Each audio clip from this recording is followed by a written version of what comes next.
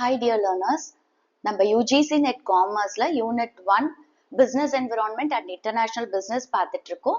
இது Part 3 video.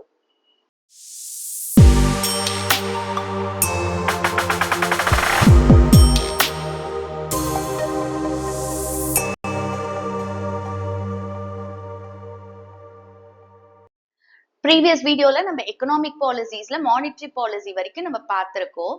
இந்த வீடியோல நம்ம மிச்ச பாலிசிஸ் பார்க்கலாம். அதுல நம்ம இன்னைக்கு பார்க்க போற ஃபர்ஸ்ட் பாலிசிக்கு நான் 2 எக்ஸாம்பிளோட ஸ்டார்ட் பண்றேன்.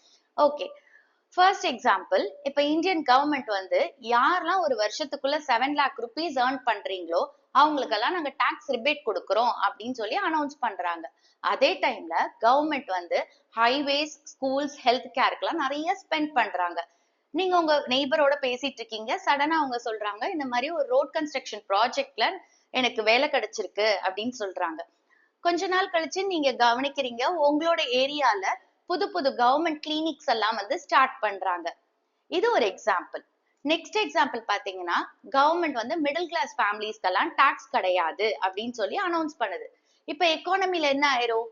பணம் வந்து ஜாஸ்தி ஆயிரும். ஏன்னா பீப்புள் இப்ப வந்து அவங்களோட இன்கம்ல இருந்து டாக்ஸ் பே பண்ண வேணாம், அப்ப அவங்களோட ஸ்பெண்டிங் பவர் ஜாஸ்தி ஆகுது.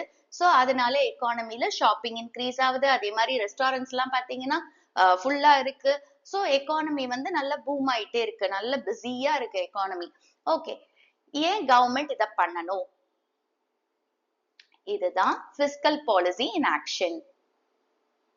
fiscal policy அப்படின்னா என்ன? கவர்மெண்டோட ரெவென்யூ, அதாவது direct taxes and indirect taxes collect பண்றாங்கல்ல கவர்மெண்ட், அது கவர்மெண்ட்டுக்கு ரெவென்யூ. அண்ட் கவர்மெண்டோட எக்ஸ்பெண்டிச்சர் அப்படிங்கிறது சொசைட்டியோட வெல்ஃபேர்க்காக கவர்மெண்ட் ஸ்பெண்ட் பண்றது எல்லாமே கவர்மெண்டோட expenditure. So government revenue and government எக்ஸ்பெண்டிச்சரை யூஸ் பண்ணி ஒரு கண்ட்ரியோட எக்கனாமிக் கண்டிஷன்ஸை இன்ஃப்ளூயன்ஸ் பண்றது தான் ஃபிஸ்கல் பாலிசி அப்படின்னு சொல்லுவோம். ஓகே, எக்கனாமிக் கண்டிஷன்ஸ் அப்படிங்கிறது பர்டிகுலரா growth, employment, inflation, economic stability. இந்த fiscal பாலிசியை ஃபார்முலேட் பண்ணி இம்ப்ளிமெண்ட் பண்றது ministry of finance, government of India. இந்த fiscal பாலிசி அப்படின்றது எக்கானமியோட ஒரு ஸ்டியரிங் வீல் மாதிரி. அதாவது இப்ப எக்கானமியோட growth ஸ்லோவா இருக்கு அப்படின்னு வச்சுக்கோங்க, கவர்மெண்ட் என்ன செய்வாங்க? ஆக்சிலேட்டரை பிரஸ் பண்ணுவாங்க. எந்த ஆக்சிலேட்டர்? டாக்ஸை கட் பண்ணுவாங்க. டாக்ஸ் கட் பண்ணா என்ன ஆகும்? பீப்புள் கிட்ட ஸ்பெண்டிங் பவர் ஜாஸ்தி ஆகும். அப்ப எக்கானமி திருப்பி பிஸி ஆயிடும். அதே டைம் இன்ஃப்ளேஷன் ரொம்ப ஜாஸ்தி ஆயிடுச்சு அப்படிங்கும் போது கவர்மெண்ட் என்ன செய்வாங்க? பிரேக் அமுத்துவாங்க. எந்த பிரேக்க? டாக்ஸை ஜாஸ்தி பண்ணிடுவாங்க. டாக்ஸ் ஜாஸ்தி பண்ணும்போது ஸ்பெண்டிங் பவர் ரெடியூஸ் ஆயிடும். அப்ப இந்த இன்ஃப்ளேஷனை குறைச்சிருவாங்க. இதுதான் fiscal பாலிசி. fiscal பாலிசியோட அப்ஜெக்டிவ்ஸ் என்ன அப்படின்னு பார்க்கலாம். ஃபர்ஸ்ட் ஒன் வந்து எக்கனாமிக் growth. கவர்மெண்ட் வந்து இன்ஃப்ராஸ்ட்ரக்சர், இண்டஸ்ட்ரி அண்ட் டெக்னாலஜில அவங்களோட ஸ்பெண்டிங்கை ஜாஸ்தி பண்றாங்க. ஃபார் எக்ஸாம்பிள், இப்ப யூனியன் பட்ஜெட் 23-24ல பாத்தீங்கன்னா கேபிட்டல் எக்ஸ்பெண்டிச்சர் ஜாஸ்தியா இருந்துச்சு, நான் எக்கனாமிக் growth பூஸ்ட் பண்ணும் அப்படின்னு சொல்லி. Next objective full employment. Government வந்து public spending and welfare programs மூலமா நிறைய ஜாப்ஸ் கிரியேட் பண்றாங்க. For example, rural employment offer பண்றதுக்காக Mahatma Gandhi national rural employment guarantee scheme கொண்டு வந்தாங்க, 100 நாள் வேலை திட்டம். நெக்ஸ்ட் அப்ஜெக்டிவ் வந்து பிரைஸ் ஸ்டெபிலிட்டி.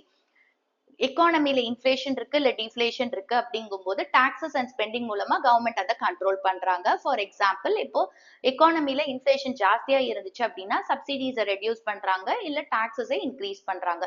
நெக்ஸ்ட் அப்ஜெக்டிவ் வந்து redistribution of income.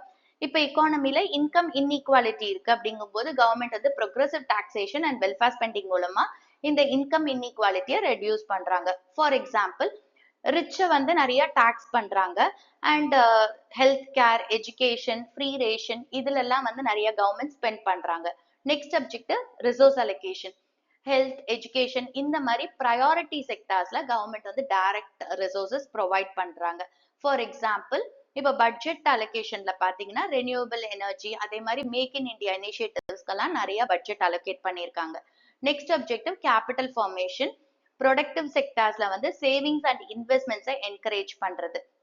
For example, section 80C கீழே டாக்ஸ் பெனிஃபிட்ஸ் நிறைய கொண்டு வந்திருக்காங்க, இன்ஃப்ராஸ்ட்ரக்சர் பாண்ட்ஸ் எல்லாம் கொண்டு வந்திருக்காங்க.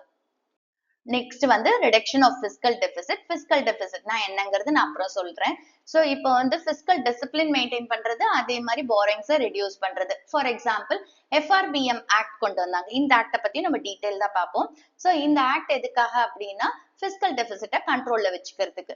Next objective balance regional development, backward ஏரியாஸ்ல டெவலப்மெண்ட் ப்ரொமோட் பண்றதுக்கு. For example special economic zones கொண்டு வந்தாங்க, north east industrial development scheme கொண்டு வந்தாங்க. Next objective stabilization of economy, booms and recession timeல economy ஸ்டேபிளா மெயின்டைன் பண்றது. ஃபார் எக்ஸாம்பிள் இப்போ COVID-19 டைம்ல எக்கானமி ரிசெஷன்ல இருந்துச்சு. ஸோ அதுக்கு வந்து ஸ்டிமுலஸ் பேக்கேஜஸ் எல்லாம் கொண்டு வந்தாங்க எக்கானமியை ஸ்டெபிளைஸ் பண்றதுக்காக. Next objective promote exports and control imports, foreign trade பேலன்ஸை சப்போர்ட் பண்றதுக்கு. இது எது மூலமா பண்றாங்க அப்படின்னா பிசிக்கல் டூல்ஸ் மூலமா. For example export subsidies, import duties, அதுக்கப்புறமா ப்ரொடக்ஷன் லிங்க்ட் இன்சென்டிவ் ஸ்கீம்ஸ் இதெல்லாம் கொண்டு வந்திருக்காங்க. இதெல்லாம் தான் பிசிக்கல் பாலிசியோட அப்ஜெக்டிவ்ஸ். பிசிக்கல் பாலிசியோட காம்பனன்ட்ஸ் என்னென்ன அப்படின்னு பார்க்கலாம். ஃபர்ஸ்ட் ஒன் வந்து கவர்மெண்ட் ரெவென்யூ. ரெவென்யூங்கிறது கவர்மெண்டோட இன்கம். ஸோ கவர்மெண்ட்டுக்கு எங்கேருந்து பணம் வருது அப்படின்னு பார்க்கலாம். ஸோ கவர்மெண்ட் வந்து இந்த இன்கம் வச்சுதான், அதாவது அவங்களுக்கு வர ரெவென்யூ வச்சுதான் அவங்க கண்ட்ரியை ரன் பண்றாங்க, ஃபண்ட்ஸை டெவலப் பண்றாங்க, அதே மாதிரி பப்ளிக் சர்வீசஸ் ப்ரொவைட் பண்றாங்க. ஸோ நம்மளுக்கு two main types of revenue இருக்கு. ஒன்னு வந்து டாக்ஸ் ரெவென்யூ. இதுதான் கவர்மெண்டோட major source of revenue. Okay, இந்த டாக்ஸஸ் யார் யார்கிட்ட இருந்து கலெக்ட் பண்றாங்க? Individuals, companies and goods and சர்வீசஸ்ல இருந்து கலெக்ட் பண்றாங்க. ஸோ ரெண்டு டைப் ஆஃப் டாக்ஸஸ் இருக்கு. ஒன்னு வந்து டைரக்ட் டாக்ஸ், இன்னொன்னு இன்டைரக்ட் டாக்ஸ். டைரக்ட் டாக்ஸ் அப்படின்றது இண்டிவிஜுவல்ஸ் ஆர் கம்பெனிஸ் பே பண்றது தான் direct tax. Okay, so individuals வந்து அவங்களோட இன்கம்ல இருந்து பே பண்ணும்போது அது இன்கம் டாக்ஸ் சொல்றோம். கம்பெனிஸ் வந்து அவங்களோட ப்ராஃபிட்ஸ்ல இருந்து பே பண்ணும்போது அது கார்பரேட் டாக்ஸ் அப்படின்னு சொல்றோம். நெக்ஸ்ட் வந்து இன்டைரக்ட் டாக்ஸஸ், அதாவது குட்ஸ் அண்ட் சர்வீசஸ் மேல கவர்மெண்ட் சார்ஜ் பண்ற டாக்ஸ் தான் indirect taxes. Example GST, customs duty இதெல்லாம். ஓகே, இப்போ நம்ம பீஸா, போன் எது வாங்கினாலுமே ஜிஎஸ்டி பே பண்றோம். ஓகே, ஸோ அந்த ஜிஎஸ்டிங்கிறது இன்டைரக்ட் டாக்ஸ். அது யாருக்கு போகுது? கவர்மெண்ட்டுக்கு தான் போகுது. நெக்ஸ்ட் வந்து நான் டாக்ஸ் ரெவென்யூ. நான் டாக்ஸ் ரெவென்யூ அப்படின்றது டாக்ஸஸ் இல்லாம மத்த சோர்சஸ்ல இருந்து கவர்மெண்ட்டுக்கு வர இன்கம். ஓகே, சோ எந்தெந்த சோர்சஸ்ல இருந்து வரும்னு பாத்தீங்கன்னா ஃபைன்ஸ் அண்ட் பெனாலிட்டிஸ். இப்ப நம்ம வந்து ஹெல்மெட் போடாம டூ வீலர் ஓட்டுறோம், அப்ப நம்மளுக்கு ஃபைன் சார்ஜ் பண்றாங்க. சோ அது எங்க போகுது? கவர்மெண்ட்டுக்கு தான் போகுது. அதே மாதிரி பாஸ்போர்ட் ஃபீஸ் இந்த மாதிரி. நெக்ஸ்ட் வந்து dividends from public sector undertakings. So இப்ப கவர்மெண்ட் ஓன் பண்ற கம்பெனிஸ் இருக்கு இல்லையா, லைக் SBI இந்த மாதிரி இதுல இருந்து அவங்க வந்து என்ன பண்றாங்க? ப்ராஃபிட்ஸை கவர்மெண்ட்டுக்கு பே பண்றாங்க. சோ அது ஒரு சோர்ஸ் ஆஃப் இன்கம் கவர்மெண்ட்டுக்கு. நெக்ஸ்ட் வந்து இன்ட்ரெஸ்ட் ஆன் லோன்ஸ்.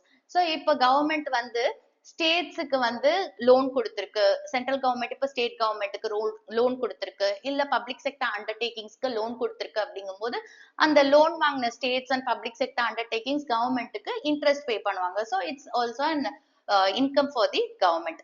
நெக்ஸ்ட் வந்து ரெசிப்ட்ஸ் ஃப்ரம் டிஸ்இன்வெஸ்ட்மெண்ட். இப்போ வந்து கவர்மெண்ட் பப்ளிக் கம்பெனிஸை செல் பண்ணும்போது, அவங்களோட ஷேர்ஸை செல் பண்ணும்போது அவங்களுக்கு அதுல இருந்து பணம் வருது. ஸோ அதுவும் அவங்களுக்கு நான் டாக்ஸ் ரெவென்யூ. நெக்ஸ்ட் காம்பனன்ட் வந்து கவர்மெண்ட் எக்ஸ்பெண்டிச்சர். கவர்மெண்ட் எக்ஸ்பெண்டிச்சர் அப்படிங்கிறது கவர்மெண்டோட பணம் எங்க போகுது? ஸோ கவர்மெண்டோட ஸ்பெண்டிங்கை தான் கவர்மெண்ட் எக்ஸ்பெண்டிச்சர் அப்படின்னு சொல்றோம். ஸோ கவர்மெண்ட் எது எதுக்கு ஸ்பெண்ட் பண்றாங்க அப்படின்னு பாத்தீங்கன்னா பப்ளிக் நீட்ஸை ஃபுல்ஃபில் பண்றதுக்கு, எக்கனாமிக் டெவலப்மெண்ட்டுக்கு, டிஃபென்ஸ்க்கு, பப்ளிக் வெல்ஃபேருக்கு, இந்த மாதிரி விஷயத்துக்கு. அண்ட் இதுல நம்மளுக்கு டூ மெயின் டைப்ஸ் இருக்கு. ஒன்னு ரெவென்யூ எக்ஸ்பெண்டிச்சர். ரெவென்யூ எக்ஸ்பெண்டிச்சர்ங்கிறது day to day expenses meet பண்ணும்ல கவர்மெண்ட், அதுதான் ரெவென்யூ எக்ஸ்பெண்டிச்சர். அண்ட் இது வந்து ரெக்கரிங் இன் நேச்சர், ரிப்பீட்டடா வந்துட்டே இருக்கும். இந்த ரெவென்யூ எக்ஸ்பெண்டிச்சர் வந்து எந்த அசட்டையும் கவர்மெண்ட் கிரியேட் பண்ணாது, அதே மாதிரி கவர்மெண்டோட எந்த லயபிலிட்டியும் இது ரெடியூஸ் பண்ணாது. பட் கவர்மெண்ட் ரன் பண்றதுக்கு இந்த எக்ஸ்பெண்டிச்சர் ரொம்ப முக்கியம்.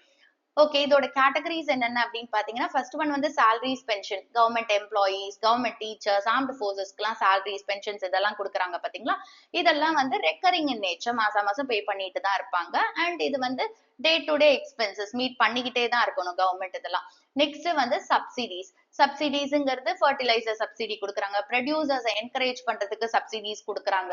நெக்ஸ்ட் வந்து இன்ட்ரெஸ்ட் பேமெண்ட். ஸோ கவர்மெண்ட் வந்து ஏதாவது பாரோயிங்ஸ் வாங்கியிருந்தாங்க அப்படின்னா அதுக்கு இன்ட்ரெஸ்ட் பே பண்ணும். ஓகே, அண்ட் நெக்ஸ்ட் வந்து கிராண்ட்ஸ் டு ஸ்டேட்ஸ். ஸ்டேட்ஸ் வந்து ஏதாவது ஸ்கீம்ஸ் ஆஃபர் பண்றாங்க அப்படிங்கும் போது அதுக்கு பணம் கவர்மெண்ட் கொடுக்கணும். நெக்ஸ்ட் வந்து நெக்ஸ்ட் டைப் ஆஃப் எக்ஸ்பெண்டிச்சர் வந்து கேபிட்டல் எக்ஸ்பெண்டிச்சர். கேபிட்டல் எக்ஸ்பெண்டிச்சர் அப்படின்றது வந்து கவர்மெண்ட்டுக்கு லாங் டேர்ம் அசெட்ஸ் கிரியேட் பண்ணும், அது இல்லாட்டி லயபிலிட்டிஸை ரெடியூஸ் பண்ணும். இது ரெண்டுத்தையும் ஏதாவது ஒன்று பண்ணும். அதாவது கவர்மெண்டோட லாங் டேர்ம் அசெட்ஸை கிரியேட் பண்ணும், இல்லைன்னா கவர்மெண்டோட லயபிலிட்டிஸை ரெடியூஸ் பண்ணும். ஃபார் எக்ஸாம்பிள் இப்போ இன்ஃப்ராஸ்ட்ரக்சர் லைக் ரோட்ஸ், பிரிட்ஜஸ் இதெல்லாம் கொண்டு வரும்போது லாங் டேர்ம் அசெட்ஸ் கிரியேட் ஆகுது. இது capital expenditure. Next health and education, அதாவது ஹாஸ்பிட்டல், ஸ்கூல்ஸ் இந்த மாதிரி விஷயங்கள் பில்ட் பண்ணும்போது again long term assets create ஆகுது. நெக்ஸ்ட் வந்து defence equipment, so fighter ஜெட்ஸ், weapon systems இதெல்லாம் வாங்கும்போது again long term assets create ஆகுது. இப்போ கவர்மெண்ட் வந்து ஸ்டேட்ஸ் அண்ட் பப்ளிக் செக்டர் அண்டர்டேக்கிங்ஸ்க்கு லோன் கொடுக்கும்போது என்ன ஆகுது, டெவலப்மெண்ட் ப்ரமோட் ஆகுது. ஸோ இதனால again long term assets create ஆகுது. பிஸ்கல் பாலிசியோட டைப்ஸ் என்னென்னு பார்க்கலாம். இதுல 3 மெயின் டைப்ஸ் இருக்கு. ஒன்னு வந்து எக்ஸ்பான்ஷனரி பிஸ்கல் பாலிசி, அதாவது எக்கானமி வந்து ரிசெஷன்ல இருக்கும் போது கவர்மெண்ட் என்ன செய்வாங்க அப்படின்னா அவங்களோட ஸ்பெண்டிங்கை இன்க்ரீஸ் பண்ணுவாங்க. அதே மாதிரி டாக்ஸஸை ரெடியூஸ் பண்ணுவாங்க. ஏன்னா பீப்புள் கையில என்ன ஆகும், பர்ச்சேசிங் பவர் ஜாஸ்தி ஆகும். ஸோ அப்போ டிமாண்ட் ஜாஸ்தி ஆகும். அப்போ அந்த ரிசெஷன்ல இருக்கிற எக்கானமியை பூஸ்ட் பண்ண முடியும். நெக்ஸ்ட் வந்து கான்ட்ராக்ஷனரி பிஸ்கல் பாலிசி, அதாவது எக்கானமி இன்ஃபிளேஷன்ல இருக்கும்போது கவர்மெண்ட் என்ன செய்வாங்க, அவங்களோட ஸ்பெண்டிங்கை ரெடியூஸ் பண்ணிக்குவாங்க. அதே மாதிரி டாக்ஸஸை இன்க்ரீஸ் பண்ணுவாங்க. டாக்ஸை இன்க்ரீஸ் பண்ணும்போது பீப்புளோட ஸ்பெண்டிங் பவர் என்ன ஆயிடும், கம்மி ஆயிடும். அப்போ டிமாண்ட் ரெடியூஸ் ஆயிரும். நெக்ஸ்ட் வந்து நியூட்ரல் பிஸ்கல் பாலிசி, எக்கானமி ஸ்டேபிளா இருக்கும்போது அந்த இடத்துல ஸ்பெண்டிங் அண்ட் ரெவென்யூ கலெக்ஷன் வந்து பேலன்ஸ்டா இருக்கும். பிஸ்கல் பாலிசியோட இன்ஸ்ட்ருமெண்ட்ஸ் என்னன்னு பார்க்கலாம். ஃபர்ஸ்ட் ஒன் வந்து டாக்ஸேஷன். கவர்மெண்ட் வந்து பப்ளிக்கோட ஸ்பெண்டிங்கை கண்ட்ரோல் பண்ணும் அப்படின்ட்டு டாக்ஸ் ரேட்ஸ் அட்ஜஸ்ட் பண்றாங்க. ஃபார் எக்ஸாம்பிள் மிடில் கிளாஸ்க்கு வந்து டாக்ஸ் ரிபேட்ஸ் கொடுக்கும்போது அவங்களோட பர்ச்சேசிங் பவர் ஜாஸ்தி ஆகும், அப்போ டிமாண்ட் ஜாஸ்தி ஆகும். நெக்ஸ்ட் பப்ளிக் எக்ஸ்பெண்டிச்சர், கவர்மெண்ட் என்ன செய்யறாங்க, எக்கனாமிக் ஆக்டிவிட்டியை ஸ்டிமுலேட் பண்றதுக்கு அவங்க வந்து நிறைய ஸ்பெண்ட் பண்றாங்க. லைக் இன்ஃப்ராஸ்ட்ரக்சர் ப்ராஜெக்ட்ஸ் எல்லாம் கொண்டு வராங்க. ஸோ என்ன ஆகும், எக்கானமில ஆக்டிவிட்டி ஜாஸ்தி ஆகும். ஸோ இந்த இன்ஃப்ராஸ்ட்ரக்சர் ப்ராஜெக்ட்ஸ் யார் ஸ்பெண்ட் பண்றாங்க, கவர்மெண்ட் தான் ஸ்பெண்ட் பண்றாங்க. ஓகே, அண்ட் இது மூலமா வந்துட்டு ஜாப்ஸும் கிரியேட் ஆகுது. நெக்ஸ்ட் வந்து பப்ளிக் போரிங்ஸ். ஸோ இப்போ வந்து கவர்மெண்ட்டுக்கு பணம் தேவைப்படும் போது அவங்க என்ன செய்வாங்க, மார்க்கெட் ஆர் பேங்க்ஸ்ல இருந்து போரோ பண்ணுவாங்க. அதுதான் பப்ளிக் போரிங்ஸ். ஃபார் எக்ஸாம்பிள் இப்போ வந்து கவர்மெண்ட்டுக்கு கேபிட்டல் எக்ஸ்பெண்டிச்சர் ஃபினான்ஸ் பண்ண பணம் தேவைப்படும் போது அவங்க வந்து அவங்களோட பாண்ட்ஸை இஷ்யூ பண்ணுவாங்க. ஸோ நம்மள மாதிரி பப்ளிக் என்ன செய்வோம், கவர்மெண்ட் பாண்ட்ஸ் அப்படின்னு சொல்லி அது சேஃப் அப்படின்னு சொல்லி அதுல இன்வெஸ்ட் பண்ணுவோம். அப்ப நம்ம கிட்ட இருந்து கவர்மெண்ட் வந்து போரோ பண்றாங்க பணத்தை.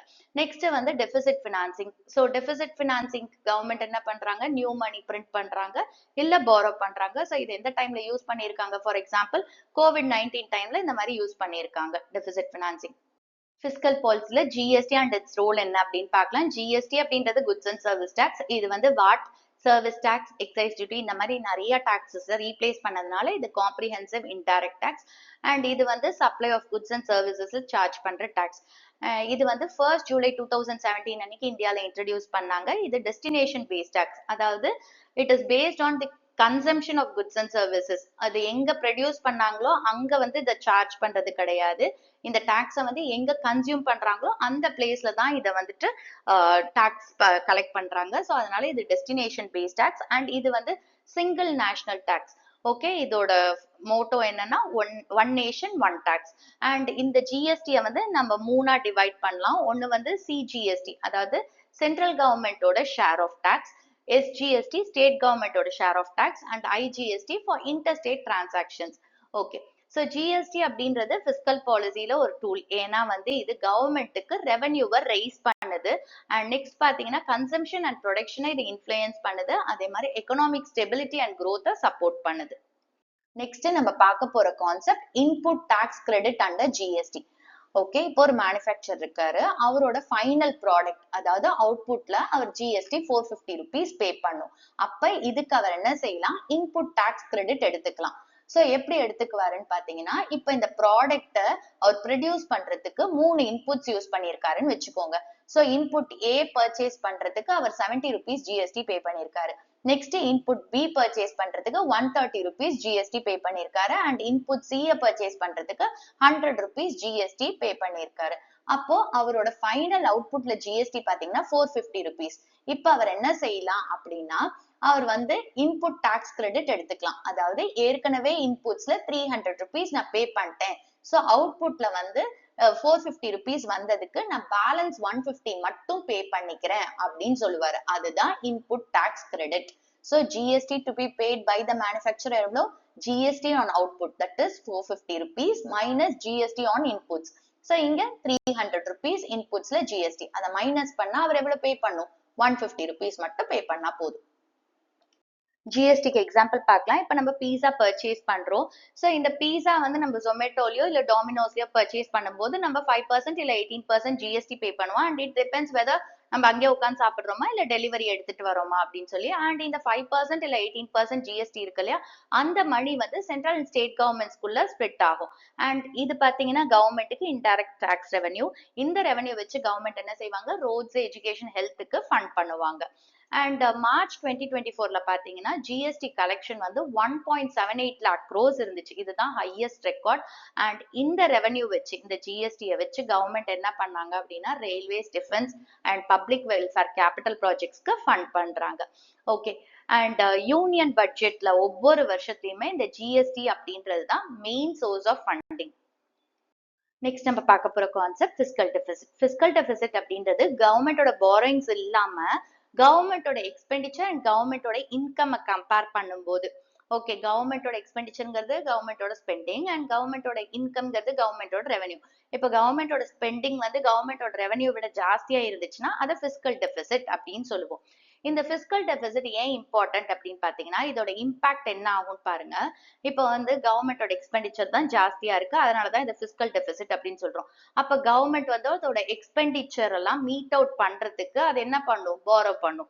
சோ அப்ப கவர்மெண்டோட பாரோயிங்ஸ் ஜாஸ்தி ஆகுது. இவ பாரோ பண்ணா, பாரோயிங்ஸ்னா என்ன, கடன். கடன் ஜாஸ்தி ஆச்சுன்னா இன்ட்ரெஸ்ட் பே பண்ணும். அப்ப இன்ட்ரெஸ்டும் ஜாஸ்தி ஆகும் கடன் ஜாஸ்தி ஆகும்போது. நெக்ஸ்ட் பாத்தீங்கன்னா கிரௌடிங் அவுட். இப்ப கவர்மெண்ட் பாரோ பண்ணும்போது என்ன ஆகும், பிரைவேட் செக்டர் இன்வெஸ்ட்மெண்ட்ஸ் வந்து கம்மி ஆயிடும். அண்ட் நெக்ஸ்ட் வந்து இன்ஃபிளேஷன் ரிஸ்க் ஜாஸ்தியா இருக்கும். ஏன்னா வந்துட்டு கவர்மெண்ட்டுக்கு பணம் நிறைய தேவைப்படுது, ஏன்னா அதோட ஸ்பெண்டிங் ஜாஸ்தியா இருக்கு இன்கம் விட. அப்ப கவர்மெண்ட் என்ன செய்யணும், நிறைய பணத்தை பிரிண்ட் பண்ணணும். அப்ப அந்த இடத்துல இன்ஃபிளேஷன் ஜாஸ்தி ஆகும், மணி சப்ளை ஜாஸ்தி ஆயிடும் எக்கானமில. ஸோ அப்ப இன்ஃபிளேஷனும் ஜாஸ்தி ஆகும். டைப்ஸ் ஆஃப் டெபிசிட்ஸ் பார்க்கலாம். ஃபர்ஸ்ட் ஒன் வந்து பிஸ்கல் டெபிசிட். இதோட formula total expenditure minus total receipts excluding borrowings. அதாவது கவர்மெண்டோட டோட்டல் எக்ஸ்பெண்டிச்சர்ல இருந்து டோட்டல் ரெசிப்ட்ஸை மைனஸ் பண்றோம், அதுதான் பிஸ்கல் டெபிசிட். இந்த டோட்டல் ரெசிப்ட்ஸ்ல கவர்மெண்டோட பாரோயிங்ஸ்ல நம்ம எக்ஸ்க்ளூட் பண்ணிடுறோம். இது என்ன இண்டிகேட் பண்ணுது அப்படின்னா கவர்மெண்டோட பாரோயிங் ரிக்வயர்மெண்ட்ஸ். ஏன்னா இங்க பாருங்க, கவர்மெண்டோட டோட்டல் ரெசிப்ட்ஸ் பாரோயிங்ஸ் இல்லாம டோட்டல் எக்ஸ்பெண்டிச்சரோட கம்மியா தான் இருக்கு. ஸோ அதனாலதான் இது பிஸ்கல் டெபிசிட். அப்போ பாரோயிங்ஸ் ஜாஸ்தி ஆகும்போது என்ன ஆகும், எக்கானமில இன்ஃபிளேஷன் இருக்கும், இல்லைன்னா கவர்மெண்டோட பேர்டன், டெட் பேர்டன் ஜாஸ்தி ஆகும். ஓகே. ஸோ ஃபார் எக்ஸாம்பிள் 2021ல COVID-19 பேண்டமிக் டைம்ல பாத்தீங்கன்னா இந்தியாவோட பிஸ்கல் டெபிசிட் வந்து ஜாஸ்தி ஆச்சு, 9.2% ஆஃப் ஜிடிபி. ஏன்னு பாத்தீங்கன்னா அந்த டைம்ல லாக்டவுன்ல இருந்தோம். ஸோ அதனால கவர்மெண்ட் வந்து நிறைய ரிலீஃப்காக ஸ்பெண்ட் பண்ண வேண்டி இருந்துச்சு, லைக் ஹெல்த், ஃப்ரீ ரேஷன்ஸ் இதெல்லாம் கொடுக்க வேண்டி இருந்துச்சு. அண்ட் கவர்மெண்டோட டாக்ஸ் ரெவென்யூ கம்மி ஆயிடுச்சு. லாக்டவுன் டைம்ல அவ்வளவு பேருக்கு வேலை இல்லை, ஸோ அதனால டாக்ஸ் ரெவென்யூ கவர்மெண்ட்டுக்கு கம்மி ஆயிடுச்சு. நெக்ஸ்ட் டெபிசிட் பாத்தீங்கன்னா ரெவென்யூ டெபிசிட். இதோட formula revenue expenditure minus revenue receipts. அதாவது கவர்மெண்டோட ரெவென்யூ ரெசிப்ட்ஸை விட ரெவென்யூ எக்ஸ்பெண்டிச்சர் ஜாஸ்தியா இருக்கு, இதை ரெவென்யூ டெபிசிட் அப்படின்னு சொல்றோம். இது என்ன இண்டிகேட் பண்ணுதுன்னா கவர்மெண்ட் வந்து அதோட டே டு டே எக்ஸ்பென்சஸை மீட் அவுட் பண்றதுக்கு அந்த அளவுக்கு ஏர்னிங்ஸ் இல்லை அப்படிங்கறத இண்டிகேட் பண்ணுது. ஓகே. ஃபார் எக்ஸாம்பிள் இப்ப கவர்மெண்டோட டாக்ஸ் அண்ட் நான் டாக்ஸ் சோர்சஸ்ல இருந்து 20 lakh crore rupees இன்கம் வருதுன்னு வச்சுக்கோங்க. பட் கவர்மெண்டோட ரெகுலர் எக்ஸ்பென்சஸ், அதாவது சேலரிஸ், பென்ஷன்ஸ் இதெல்லாம் கொடுக்கணும் இல்லையா, அது 23 lakh crores வருது அப்படின்னா இங்க ரெவென்யூ டெபிசிட் எவ்வளோ, 3 lakh crore rupees. அதாவது 23 lakh minus 20 lakh crores. Next deficit primary deficit. Primary டெபிசிட்டோட formula fiscal deficit minus interest payment. Fiscal டெபிசிட்டோட formula total expenditures minus total receipts. அதுல இருந்து நம்ம இன்ட்ரெஸ்ட் பேமெண்ட்டையும் மைனஸ் பண்றோம் அப்படின்னா அது பிரைமரி டெபிசிட். ஓகே. சப்போஸ் வந்து டோட்டல் பிஸ்கல் டெபிசிட் வந்து 10 lakh crore rupees அப்படின்னா பாஸ்ட் டெட்ல இன்ட்ரெஸ்ட் பேமெண்ட்ஸ் வந்து 6 lakh crores. அப்ப பிரைமரி டெபிசிட் எவ்வளோ, 10 lakhs minus 6 lakh crores which is 4 lakh crore rupees. So இது என்ன காட்டுது அப்படின்னா இந்த வருஷத்துல கவர்மெண்ட் எவ்வளோ ஓவர் ஸ்பெண்ட் பண்ணுது அப்படிங்கறத காட்டுது, excluding past debt obligations. Past டெட்ல இருக்கிற ஆப்ளிகேஷன்ஸ் தான் இந்த இன்ட்ரெஸ்ட் பேமெண்ட். ஓகே. ஸோ அதை எக்ஸ்க்ளூட் பண்ணிட்டோம். 10 lakhsல இருந்து இந்த 6 lakhs மைனஸ் பண்ணிட்டோம். அப்போ 4 lakh rupees அப்படின்றது இந்த வருஷத்துல கவர்மெண்ட் எவ்வளோ ஓவர் ஸ்பெண்ட் பண்ணிருக்கு அப்படிங்கறத காட்டுது. ஓகே. நெக்ஸ்ட் வந்து ஆட்டோமேட்டிக் ஸ்டெபிளைசர்ஸ். அதாவது இப்போ எக்கானமி வந்து பூம்ல இருக்கு இல்ல ரெசெஷன்ல இருக்கு அப்படிங்கும்போது சில பாலிசிஸ் வந்து ஆட்டோமேட்டிக்கா ஒர்க் ஆகும், அதுதான் ஆட்டோமேட்டிக் ஸ்டெபிளைசர்ஸ். ஃபார் எக்ஸாம்பிள் இப்ப வந்து எக்கானமி ஸ்லோ டவுன் ஆகும்போது டாக்ஸ் ரெவென்யூ குறைஞ்சிரும், ஏன்னா எக்கானமியே ஸ்லோ ஆயிடுச்சு, அப்போ ரெவென்யூ குறைஞ்சிரும் கவர்மெண்ட்டுக்கு. அதனால என்ன ஆகும் அப்படின்னு பாத்தீங்கன்னா வெல்ஃபேர் ப்ரோக்ராம்ஸ் எல்லாம் ஆட்டோமேட்டிக்கா வந்துரும். ஸோ அது என்ன பண்ணும், பீப்புளோட பே அவுட்ஸை ஜாஸ்தி பண்ணும். ஓகே. ஸோ இதுல வந்து எந்த கவர்மெண்ட் பாலிசிலையும் எந்த சேஞ்சும் கிடையாது. ஸோ இதை தான் நம்ம ஆட்டோமேட்டிக் ஸ்டெபிலைசேஷன் அப்படின்னு சொல்றோம். MGNREGA அப்படின்னா Mahatma Gandhi national rural employment guarantee act. இது வந்து 2005ல எனாக்ட் பண்ணாங்க.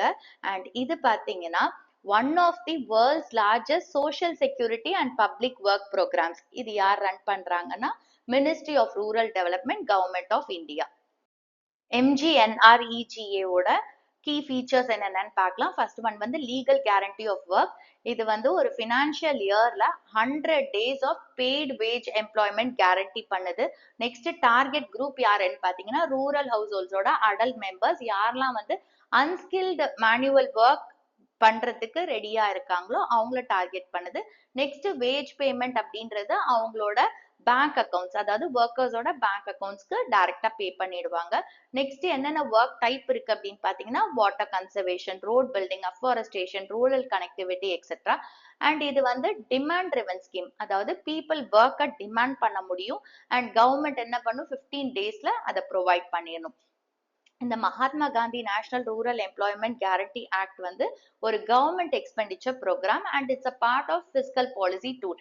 இது என்ன சப்போர்ட் பண்ணுது அப்படின்னு பாத்தீங்கன்னா full employment, rural jobs offer பண்ணுது. Next redistribution of income, poor ஃபேமிலிஸை சப்போர்ட் பண்ணுது. நெக்ஸ்ட் ஸ்டெபிலைசேஷன், இப்போ எக்கானமி ஸ்லோ டவுன்ல இருக்கும்போது நிறைய பேர் வந்து இந்த ஸ்கீமை யூஸ் பண்ணிக்கிறாங்க. நெக்ஸ்ட் வந்து ஆட்டோமேட்டிக் ஸ்டெபிலைசர். ஓகே, இப்போ ஸ்பெண்டிங் வந்து இன்க்ரீஸ் ஆகும் எக்கானமி ஸ்லோவா இருக்கும் போது. நெக்ஸ்ட் டிஸ்இன்வெஸ்ட்மெண்ட், கவர்மெண்ட் வந்து பப்ளிக் செக்டர் அண்டர்டேக்கிங் சேர்ந்து அவங்களோட ஸ்டேக்கை செல் பண்றது தான் டிஸ்இன்வெஸ்ட்மெண்ட். ஸோ இது வந்து நான் டாக்ஸ் ரெவன்யூ கவர்மெண்ட்டுக்கு. ஏன்னா வந்து கவர்மெண்ட் பப்ளிக் செக்டர் அண்டர்டேக்கிங்ஸ்ல இருந்து அவங்களோட ஷேர்ஸை செல் பண்ணிடுறாங்க. ஸோ பணம் உள்ள வருது. பட் இது எது மூலமா வருது? It's not through tax, but it's a non tax revenue. Okay, so sale பண்றதுனால வந்துச்சு. இன் 2021 பாத்தீங்கன்னா கவர்மெண்ட் ஏர் இந்தியாவை டாடா குரூப்க்கு செல் பண்ணாங்க. ஸோ இது வந்து கவர்மெண்ட்டுக்கு நான் டாக்ஸ் ரெவன்யூ ஜென்ரேட் பண்ணுச்சு. அதே மாதிரி கவர்மெண்டோட பேர்டனை ரெடியூஸ் பண்ணுச்சு. நெக்ஸ்ட் வந்து FRBM act, fiscal responsibility and budget management act. இது ஒரு லா. இந்த லா என்ன என்ஷூர் பண்ணுதுன்னா கவர்மெண்ட் வந்து பிஸ்கல் டிசிப்ளினை பிராக்டிஸ் பண்ணுதா அப்படிங்கறத என்ஷூர் பண்றதுக்கு தான் இந்த ஆக்ட். அண்ட் இதோட கோல் என்ன அப்படின்னா பிஸ்கல் டெபிசிட்டை வந்து கண்ட்ரோல்ல வச்சுக்கணும். FRBM ஆக்ட் பத்தி பார்க்கலாம். இதோட full form fiscal responsibility and budget management act. இதை 2003 இன்ட்ரடியூஸ் பண்ணாங்க கவர்மெண்ட் ஆஃப் இந்தியா. அண்ட் இதோட அப்ஜெக்டிவ் வந்து பிஸ்கல் டிசிப்ளின் என்ஷூர் பண்ணும், அதே மாதிரி டெபிசிட்டை ரெடியூஸ் பண்ணும் அண்ட் எக்கனாமிக் ஸ்டெபிலிட்டியை மெயின்டைன் பண்ணும். இது யாருக்கு அப்ளை ஆகும்னு பாத்தீங்கன்னா சென்ட்ரல் கவர்மெண்ட்டுக்கு. அண்ட் இதை யார் இம்ப்ளிமெண்ட் பண்ணாங்கன்னா மினிஸ்ட்ரி ஆஃப் ஃபினான்ஸ். இதோட கீ டார்கெட் என்ன அப்படின்னா பிஸ்கல் டெபிசிட்டை 3% ஆஃப் GDPக்கு கம்மியா வச்சுக்கணும் அண்ட் ரெவன்யூ டெபிசிட்டை கம்ப்ளீட்டா எலிமினேட் பண்றது. அண்ட் இதுல அமெண்ட்மெண்ட்ஸ் கொண்டு வந்தாங்க நிறைய வாட்டி. அதுல நோட்டபிளா 2012 அண்ட் 2018ஓட அமெண்ட்மெண்ட்ஸ். அண்ட் எக்கனாமிக் கண்டிஷன்ஸை பேஸ் பண்ணி டார்கெட்ஸை ரிவைஸ் பண்ணிக்கிட்டாங்க. அண்ட் இதுல எஸ்கேப் கிளாஸ் இருக்கு. இப்ப இந்த டார்கெட்ஸை வந்து டெம்பரரியா அவங்களால பிரேக் பண்ணிக்க முடியும். சப்போஸ் வார் இருக்கு, இல்ல நேச்சுரல் டிசாஸ்டர் இருக்கு, இல்ல எக்கனாமிக் ஸ்லோ டவுன் இருக்கும் போது. ஃபார் எக்ஸாம்பிள் இப்ப COVID-19 டைம்ல பாத்தீங்கன்னா நம்மளுக்கு லாக்டவுன்ல இருந்தோம். ஸோ நிறைய பேருக்கு இன்கம் இல்ல. அப்ப கவர்மெண்டோட டாக்ஸ் ரெவன்யூ குறைஞ்சிச்சு. ஸோ அந்த டைம்ல பாத்தீங்கன்னா அவங்க இந்த டார்கெட் வச்சிருந்தாங்கல்ல, ரெவன்யூ டெபிசிட்டை கம்ப்ளீட்டா எலிமினேட் பண்ணணும்னு சொல்லி. அப்ப ரெவன்யூவே கவர்மெண்ட்டுக்கு வரல. சோ அப்ப இந்த ரெவன்யூ டெபிசிட் கண்டிப்பா இருந்திருக்கும் கவர்மெண்ட்டுக்கு. சோ அந்த டைம்ல அவங்க என்ன பண்ணிக்கலாம், இந்த டார்கெட்டை அவங்க டெம்பரரியா பிரேக் பண்ணிக்கலாம். நெக்ஸ்ட் 2018ஓட அப்டேட் என்ன அப்படின்னு பாத்தீங்கன்னா நியூ டார்கெட் ஃபிக்ஸ் பண்ணாங்க. அதாவது 2025ல வந்து டெட் டு GDP ரேஷியோ 40% இருக்கணும் அப்படின்னு சொல்லி. அண்ட் இங்க வந்து ஃபோக்கஸையும் ஷிஃப்ட் பண்ணாங்க ரெவன்யூ டெபிசிட்ல இருந்து எஃபெக்டிவ் ரெவன்யூ டெபிசிட்டுக்கு. அண்ட் இம்பார்ட்டன்ஸ் என்ன அப்படின்னு பாத்தீங்கன்னா கவர்மெண்டோட பாரோயிங்ஸ்ல செக் இருந்துச்சு. நெக்ஸ்ட் வந்து இன்வெஸ்டர் கான்ஃபிடன்ஸை பில்ட் பண்றது அண்ட் டிரான்ஸ்பரண்ட் பட்ஜெட்டிங்கை என்கரேஜ் பண்றது. சேலஞ்சஸ் என்ன அப்படின்னு பாத்தீங்கன்னா நிறைய டைம் கிரைசிஸ் வரும்போது இந்த டார்கெட்ஸை ஆஃபன் அவங்க பிரேக் பண்ற மாதிரி இருந்துச்சு. அண்ட் அதே மாதிரி எந்த இயர்ஸ்ல எல்லாம் எக்ஸ்பெண்டிச்சர் ஜாஸ்தியா இருந்துச்சோ அந்த டைம்ல எல்லாம் அவங்க இந்த டார்கெட்ஸை அச்சீவ் பண்ண முடியல. நெக்ஸ்ட் நம்ம கவர்மெண்டோட பட்ஜெட் டைப்ஸ் என்னென்னு பார்க்கலாம். 3 டைப்ஸ் இருக்கு. ஒன்னு வந்து யூனியன் பட்ஜெட், அதாவது annual financial statement of India. Next revenue budget, அதாவது கவர்மெண்டோட revenue income and expenses budget பண்றது. நெக்ஸ்ட் கேபிட்டல் பட்ஜெட் அப்படின்றது கேபிட்டல் ரெசிப்ட்ஸ் அண்ட் கேபிட்டல் எக்ஸ்பெண்டிச்சரை பட்ஜெட் பண்றது. ஃபார் எக்ஸாம்பிள் ரெவென்யூ பட்ஜெட் அப்படின்றது டீச்சர்ஸ்க்கு எவ்வளவு சேலரிஸ் கொடுக்க போறாங்க, ஃபார்மர்ஸ்க்கு எவ்வளவு சப்சிடிஸ் கொடுக்க போறாங்க. கேபிட்டல் பட்ஜெட் அப்படின்றது வந்து ரயில்வேஸ், இன்ஃப்ராஸ்ட்ரக்சர் இந்த மாதிரி விஷயத்துக்கு எவ்வளவு பணத்தை அலோகேட் பண்ண போறாங்க அப்படின்னு சொல்றது. Next crowding out effect. இப்ப கவர்மெண்ட் வந்து நிறைய பாரோ பண்ணும்போது என்ன ஆயிரும், பிரைவேட் செக்டாரோட பாரோயிங்ஸ்க்கு ஃபண்ட்ஸ் கம்மி ஆயிடும். அதுதான் crowding out effect. For example இப்ப வந்து கவர்மெண்ட் நிறைய பாரோ பண்றாங்க அப்படின்னா என்ன ஆயிரும், இன்ட்ரெஸ்ட் ரேட் ஜாஸ்தி ஆயிரும். சோ பிரைவேட் பிசினஸ் வந்து லோன்ஸ் எடுக்கும் போது அவங்களுக்குமே அது காஸ்ட்லி ஆயிரும். ஏன்னா இங்க இன்ட்ரெஸ்ட் ரேட் ஜாஸ்தி ஆயிடுச்சு. அப்ப இவங்களுக்குமே அது காஸ்ட்லியர் ஆயிரும். சோ அப்ப என்ன ஆயிரும், பிரைவேட் இன்வெஸ்ட்மெண்ட் வந்து ஸ்லோ டவுன் ஆயிரும். இதுதான் கிரௌடிங் அவுட். போஸ்ட் 2017 பிஸ்கல் பாலிசியோட கரண்ட் ட்ரெண்ட்ஸ் என்ன அப்படின்னு பார்க்கலாம். GST as a central revenue source, infrastructure and welfare spending increase ஆச்சு. போஸ்ட் கோவிட் ஸ்டிமுலஸ் பேக்கேஜஸ் கொண்டு வந்தாங்க. டிஸ்இன்வெஸ்ட்மெண்ட் ஆஃப் பப்ளிக் செக்டர் அண்டர்டேக்கிங்ஸ், make in India, Atma Nirbhar Bharat இனிஷியேட்டிவ்ஸ். ஸோ இந்த COVID-19 பேண்டமிக் எக்கனாமிக் சேலஞ்சஸ்னால கவர்மெண்ட் ஆஃப் இந்தியா வந்து ஆத்ம நிர்பார் பாரத் அபியான் 2020ல இன்ட்ரடியூஸ் பண்ணாங்க. அதாவது self reliant India initiative. Okay, இதோட ஃபோக்கஸ் என்ன அப்படின்னு பாத்தீங்கன்னா வேரியஸ் செக்டார்ஸை ஃபோக்கஸ் பண்றது, அதே மாதிரி செல்ஃப் ரிலையன்ஸை ப்ரமோட் பண்றதுக்காக இந்த பேக்கேஜை கொண்டு வந்தாங்க. Fiscal policy and debt formation. இப்போ கண்டினியூஸ் பிஸ்கல் டெபிசிட்ஸ்னால ஒவ்வொரு period of time government debt accumulate ஆகுது. அதை தான் டெட் ஃபார்மேஷன் அப்படின்னு சொல்றோம். இந்த டெட் ஃபார்மேஷனோட சைக்கிள் என்னன்னு புரிஞ்சுக்கோங்க. இப்போ வந்து கவர்மெண்ட் ரெவென்யூ விட கவர்மெண்ட் எக்ஸ்பெண்டிச்சர் ஜாஸ்தியா இருந்தா அது பிஸ்கல் டெபிசிட் அப்படின்னு சொல்லுவோம். சோ இப்போ இந்த பிஸ்கல் டெபிசிட்டை மீட் அவுட் பண்றதுக்கு கவர்மெண்ட் என்ன பண்றாங்க, மணி பாரோ பண்றாங்க. ஓகே, அப்போ இந்த பிஸ்கல் டெபிசிட் கண்டினியூஸா இருக்கு அப்படிங்கும் போது கவர்மெண்ட் என்ன செய்யணும், நிறைய மணி பாரோ பண்ணிட்டே இருக்கணும். அப்ப அவங்களோட டெட் என்ன ஆகும், அக்யூமுலேட் ஆயிரும். இததான் நம்ம டெட் ஃபார்மேஷன் அப்படின்னு சொல்றோம். இப்ப டெட் ஜாஸ்தி ஆகும் போது என்ன ஆகும், இன்ட்ரெஸ்ட் பேமெண்ட்டும் ஜாஸ்தி ஆகும். அப்ப டெவலப்மெண்ட்டுக்கு பணம் கம்மி ஆயிடும். இப்ப இதை கண்ட்ரோல் பண்ணாம விட்டுட்டாங்கன்னா கவர்மெண்ட் வந்து டெட் ட்ராப்குள்ள மாட்டிக்கும்.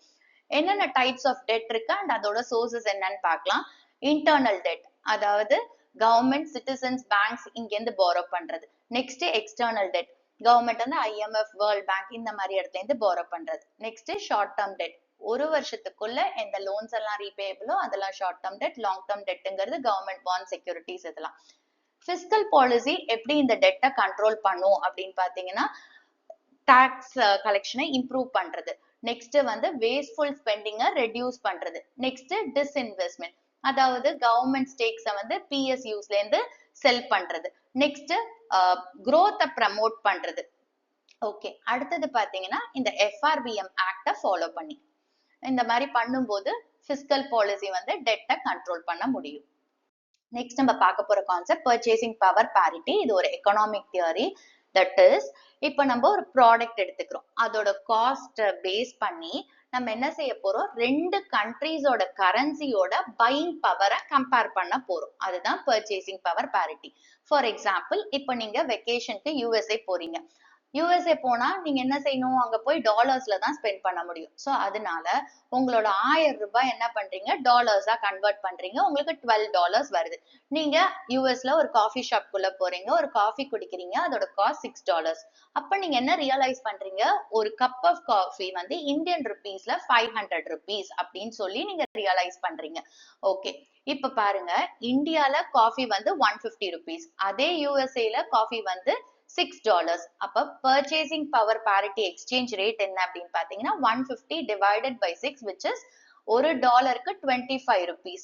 பட் மார்க்கெட் ரேட் வந்து ஒரு டாலர் 83 rupees. ஓகே, சோ அப்ப இந்த ஒரு டாலர் 25 rupees சொல்றோம்ல, இதுதான் purchasing power parity rate. And ஒரு டாலர் 83 rupees சொல்றோம்ல, இது market rate of $1. Okay, so அப்போ பர்ச்சேசிங் பவர் பாரிட்டி பொறுத்த வரைக்கும் இந்தியன் ருப்பியை நம்ம அண்டர் வேல்யூ பண்றோம். 1950 to present இந்தியாவோட பிஸ்கல் பாலிசில என்னென்ன இம்பார்ட்டன்ட் டெவலப்மெண்ட்ஸ் அப்படின்னு பார்க்கலாம். 1950s வந்து plan fiscal economy begins. Planning commission establish பண்ணாங்க. ஃபர்ஸ்ட் 5-year பிளான் கொண்டு வந்தாங்க. டெவலப்மெண்ட் ப்ரமோட் பண்றதுக்கு டெபிசிட் ஃபினான்சிங் ஸ்டார்ட் பண்ணாங்க. 1960s defense and food focus. Post war fiscal stress, green revolution ல focus இருந்துச்சு, food subsidies ல focus இருந்துச்சு, defense க்கு நிறைய spend பண்ணாங்க. 1970s socialism and nationalization era. 1969ல banks nationalize பண்ணாங்க, public sector investments ஜாஸ்தி பண்ணாங்க, அதே மாதிரி fiscal deficits ஜாஸ்தி ஆச்சு. 1980s rising deficits borrowing, expansionary fiscal policy use பண்ணாங்க, அதுக்கப்புறமா இங்க deficit ஜாஸ்தியா இருந்ததுனால borrowings நிறைய depend பண்ணாங்க, அதே மாதிரி fiscal imbalance ஜாஸ்தி ஆச்சு. Next 1991 economic reforms begin. LPG policy அதாவது liberalization, privatization, globalization policy கொண்டு வந்தாங்க.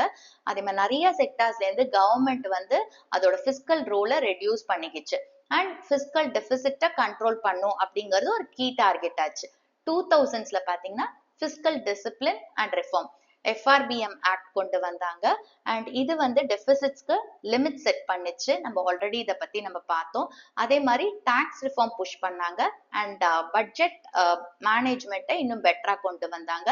Capital expenditure main focus ஆச்சு. Next 2010sல பாத்தீங்கன்னா modernization of fiscal tools. 2017ல GST introduce பண்ணாங்க, அதுக்கப்புறம் direct benefit transfer start பண்ணாங்க and இந்த periodல focus transparency and targeting. 2020s so fiscal expansion and recovery, government Atmanirbhar Bharat package introduce பண்ணாங்க, அதுக்கப்புறம் fiscal deficit பாத்தீங்கன்னா GDP ல 9.2% increase ஆச்சு and capital expenditure boost பண்ணாங்க. Next recent அதாவது 2022 to present பாத்தீங்கன்னா fiscal consolidation and growth focus. 2023-24 and 24-25 budget ஓட focus infra investment, green growth and இங்க target என்ன அப்படின்னு பாத்தீங்கன்னா financial year 2026 குள்ள fiscal deficit 4.5% reduce பண்ணும் அப்படின்னு வச்சிருக்காங்க and digitalization, monetization of assets க்கு focus கொடுத்திருக்காங்க. Monetary policy and fiscal policy compare பண்ணுவோம். Authority பாத்தீங்கன்னா monetary policy க்கு RBI and fiscal policy government ministry of finance. Next tools பாத்தீங்கன்னா monetary policy க்கு repo rate, cash reserve ratio, statutory liquidity ratio, open market operations. Fiscal policy க்கு tools பாத்தீங்கன்னா tax, spending, borrowing. Next monetary policy ல target என்ன அப்படின்னு பாத்தீங்கன்னா inflation, money supply. Fiscal policy ஓட target growth, employment, income distribution and monetary policy ஓட speed ஃபாஸ்டா இருக்கும், அதே fiscal policy ஓட speed ஸ்லோவரா இருக்கும். இந்த வீடியோல நம்ம fiscal policy பத்தி கம்ப்ளீட்டா பார்த்துட்டோம். hope என்னோட explanation உங்களுக்கு யூஸ்ஃபுல்லா இருந்திருக்கும்னு நினைக்கிறேன். கமெண்ட் பண்ணுங்க and thanks for watching the video. next videoல meet பண்ணலாம்.